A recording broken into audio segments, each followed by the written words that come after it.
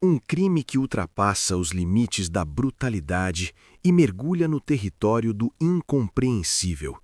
Duas crianças encontradas mortas em circunstâncias que chocam até os mais experientes investigadores. As marcas deixadas, balas posicionadas na boca e entre os cabelos, não apenas revelam violência extrema, mas sugerem uma possível mensagem macabra por trás do ato. Enquanto a cena levanta suspeitas de execução ou vingança, a mãe das vítimas nega qualquer envolvimento com conflitos que pudessem justificar tal horror. Em meio à dor, ao mistério e a versões contraditórias, o caso se transforma em um enigma perturbador que exige respostas urgentes e justiça. Teriam sido mortas. Quem está aqui ao meu lado é a madrasta do Pedro e também a mãe do Henry. Elas estão aqui atordoadas, né? Triste com toda essa situação, perderam os próprios filhos por conta de uma tragédia como essa. E Gardinali, elas também estão te ouvindo e eu vou dar início a essa entrevista já para tentar entender como elas ficaram sabendo de tudo isso. Ao meu lado está aqui a Bárbara, que é a madrasta do Pedro. E Bárbara, eu queria saber, vocês foram comunicados por esse adolescente? Foram vizinhos que vieram relatar para vocês? Como é que tudo deu início? Porque eles estavam com a avó, né? E aí ela teria dado esse meio tempo para beber água. Quando voltou, as crianças já não estavam mais aqui. O que contaram para vocês e o que de fato vocês acabam acreditando? Eu vou repetir essa mesma pergunta, mas a Ingrid também tem esse direito de resposta aí para poder a gente entender de fato o que vocês têm de informação sobre isso. Então, a minha sogra estava com os dois e eles estavam brincando. E aí a minha sogra entrou para poder beber água e nesse meio tempo eles sumiram. As câmeras mostram eles indo sentido para baixo. Nesse meio tempo, quando foi 2 horas, a gente começou a procurar. A gente mandou no grupo daqui, da comunidade. Todo mundo da comunidade ajudou, foi procurar. Todo mundo em si saiu das suas casas, pegaram suas bicicletas. A gente pegou os carros também, do meu cunhado, do meu outro cunhado. E a gente foi todo mundo, eu e meu esposo. Inclusive, a gente cansou de encontrar as pessoas da comunidade procurando também. E aí a gente procurou durante o dia todo. Quando foi mais ou menos umas 7 horas, começaram a dar informação falsa pra gente. Falar que eles estavam em um lugar, a gente ia. Falava que eles estavam em outro, a gente ia. A última informação que deram pra gente é que eles estavam no corpo de bombeiro, que eles tinham sido encontrados lá. Que tinha até foto deles lá. E aí saiu todo mundo das nossas casas e o pessoal da comunidade também. E foi todo mundo pra lá. E aí quando a gente chegou lá, não tava lá. E aí a gente veio pra cá. Quando a gente chegou aqui, a Ingrid, o meu esposo e o meu cunhado pegou o carro para poder abrir o boletim de ocorrência, porque a gente tinha ido na delegacia e eles tinham falado que só podia abrir 9 horas. Mas aí a Ingrid conseguiu falar com o pessoal da GCM, eles falaram que não, que eles tinham que abrir porque era criança. E aí a gente entrou para dentro de casa, a gente começou a entrar, todos os vizinhos entraram para dentro das suas casas e a gente começou a entrar porque a gente ia ver um outro lugar para poder procurar. E aí chegou um dos vizinhos falando que um dos meninos tinha entrado dentro do carro para poder fumar e encontrou as crianças. Você acredita nessa versão que eles entraram para poder usar algum tipo de entorpecente dentro do carro? Sim, eu acredito, porque quando foi 4 horas da tarde, a gente procurando, eu e a minha sogra, a gente foi procurar lá. Porque a gente começou a achar que eles poderiam ter ido brincar no caminhão, por ser caminhão, tudo. E a gente procurou lá no caminhão e a gente procurou no carro também, e eles não estavam lá. E aí a gente foi, quando a gente chegamos lá, depois que o menino avisou, à tarde da noite, a gente foi pra lá e aí a gente encontrou. Eu abri a porta de trás. A porta de trás não estava fechada. Eu abri a porta, eu tirei o Henry, coloquei o Henry na calçada. Inclusive na perícia eles vão ver a minha digital. Eu abri na porta, porque eu saí correndo, eu e meu cunhado. Eu abri a porta, peguei ele, coloquei ele lá. E assim, as reportagens estão falando de uma falta de ar. Quando a policial veio aqui, os policiais vieram, a primeira coisa que a gente perguntou foi isso para os policiais que estavam aqui. E uma policial que atendeu a ocorrência, ela falou pra gente, não tem possibilidade de ser falta de ar, porque tem marcas de agressão. Muitas reportagens falam que não tem marcas, mas tem marcas, a gente viu marcas de agressão. Outra coisa, as crianças estavam com bala na boca. Elas estavam com jujuba na boca. Quando meu esposo pegou meu enteado, o meu enteado saiu um monte de jujuba da cabeça dele, tinha jujuba na cabeça. Como que eles podem ter se asfixiado? Um ficou no assoalho do carro e o outro ficou no banco. Jogado. Eles iam ficar um na frente e o outro atrás. Eles não iam ficar os dois no mesmo banco. os dois no mesmo lugar. Outra coisa, o chinelo deles estavam no banco da frente. Por que o chinelo deles não ia estar no chão? Se eles tentaram, eles iam soltar o chinelo, era a primeira coisa que eles iam fazer, eles iam soltar o chinelo no chão e ia tentar abrir. Só que o menino que veio, que falou lá, que achou eles, que foi entrar para fumar, ele pegou e falou assim que as 3 portas, ele falou pro policial que as 3 portas estavam abertas e uma estava fechada. Ele ainda disse assim, o pessoal tá falando que estavam 3 portas fechadas e uma aberta, mas não estavam, tava 3 portas abertas e uma fechada. Ele falou isso pro policial, ele disse até que ia depor, falando que tinha 3 portas abertas e uma fechada.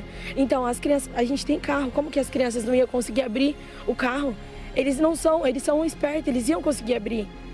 Ô, Gardinali, você tem uma pergunta aqui para Ingrid, você pode fazer, ela continua te escutando daqui, viu? Ingrid, por gentileza, primeiro os nossos sentimentos aí, uma situação trágica que nós estamos acompanhando e vamos até o fim na investigação.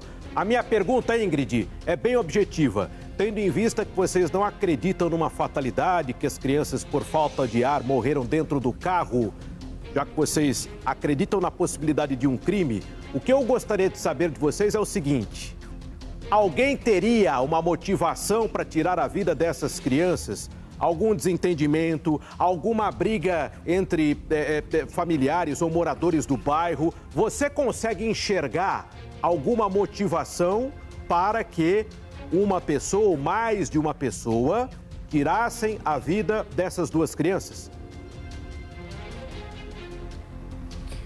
Não consigo nem imaginar o que deve ter acontecido, por causa que a gente não faz inimizade com ninguém, a gente sempre conversa com todo mundo.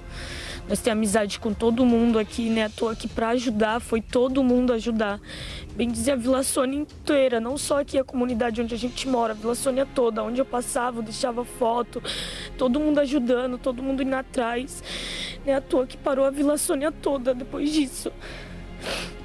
Ô, Gardinali, eu vou até aproveitar a sua pergunta não teve briga, e eu queria não teve discussão. até questionar essa... Eu ia até questionar isso. Saiu em uma reportagem a questão de que uma parente de vocês teria sofrido uma tentativa de feminicídio, seria a sua irmã. E talvez o parente, o ex-companheiro dela, seria uma pessoa que poderia tentar, de alguma forma, fazer mal para essas crianças para tentar atingir. Isso procede ou isso não procede? Não, isso não procede, isso é mentira. Ele é meu cunhado, ele é irmão do meu marido. Além dele ser tio do meu filho, ele é tio do Pedro também. Ele nunca faria isso. Então, associando uma coisa com a outra, o povo não tem nem empatia pelo sentimento dos outros. Porque eu sei que o que ele fez, né?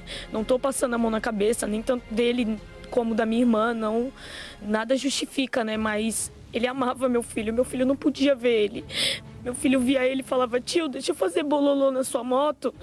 Levava ele para tudo quanto é lugar. Ele nunca faria isso com as crianças. De todos os tios aqui, ele era o que mais era apegado com as crianças. Ele levava as crianças para brincar, ele levava as crianças para parquinho, andava com as crianças, com todos aqui.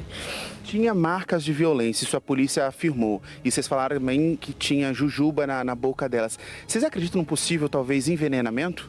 Também. A gente ficou pensando nisso porque o Pedrinho, ele tava com bastante marca, como se alguém tivesse espancado mesmo ele, né? Mas meu filho não tinha marca, mas tava com a boca espumando. A policial até disse isso, né?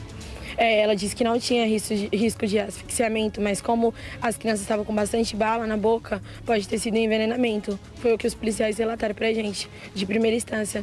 Eles falaram que tinha que mandar pra perícia tudo, mas que de primeira instância podia ser um envenenamento, porque a boca deles espumaram. E ela também falou, porque como tava um jogado no assoalho e outro em cima, ela falou assim que se fosse um asfixiamento, automaticamente as crianças iam estar, às vezes, de cabeça pra baixo, algum jeito assim. E não, as crianças estavam jogadas mesmo, literalmente como se eles fossem lixo. Teria marcas, por exemplo, delas tentando sair do carro, né? Mas se as portas estavam destrancadas, não teria condição disso. Gardinali, a gente até pede um posicionamento novo da própria Polícia Civil, que está investigando já esse caso, para acelerar as investigações no sentido de conseguir trazer esses laudos à tona, né? Os laudos periciais, necroscópicos, que vão trazer, então, essa informação, se houve um envenenamento ou se essas crianças morreram realmente por violência violência praticada por uma outra pessoa, porque a família aqui já não tem ideia de quem poderia fazer esse mal, né, Gardinali? Mas a gente segue acompanhando tudo para conseguir resolver esse mistério e a família ter um momento de, hoje à tarde, né, que vai ser velado e enterrado, veladas e enterradas essas crianças. A gente volta com você no estúdio, Gardinali. Bom, primeiramente, eu quero dizer para a mãe e para a madrasta que estão conosco ao vivo agora aqui no SBT, você que está chegando agora, é a cobertura completa desse grande mistério e será esclarecido, será elucidado.